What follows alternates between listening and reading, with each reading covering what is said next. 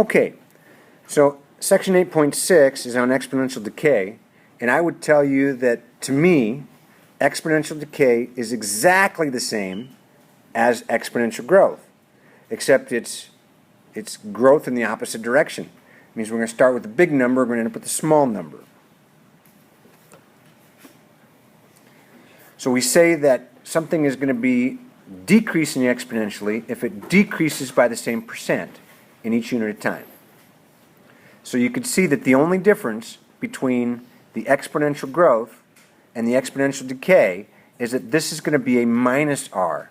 Exponential growth was plus r, exponential decay is minus r, and that means we're going to have a number smaller than 1, and that's what makes it decay. So a, again, is the number or the value that we're going to have at the end. P is the number that we start with. 1 minus r is the decay factor, where r is just the decay rate. And time is, t is the time, usually in years, and if we want the percent of decrease, that's 100r. So here's our example of exponential decay. You buy a used car for $18,000, the value is going to be less each year. So that's what happens. As soon as you buy a car, and drive a new car and drive it off the lot, it's worth less than when you paid for it. That's what's called depreciation. The car depreciates, in this example, at a rate of 12% per year.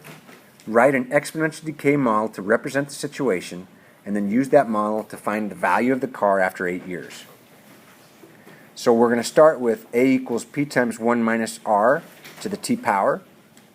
18,000 is the original cost of the car. The decay rate is 12%, so that's 0.12. And that means our overall decay rate here is going to be 88%. And our time, we plug in 8 for our time, and the value is going to be about $6,473. So that car that you bought at $18,000 is now worth only about $6,500.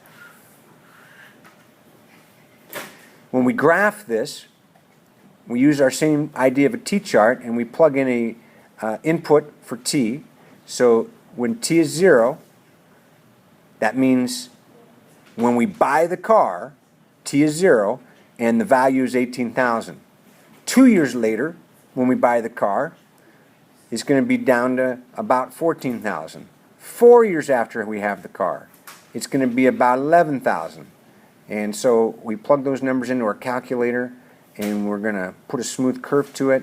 And as you can see, that value or that decay model is going to be a smooth curve that starts with a high number and ends with a small number. So that's exponential decay.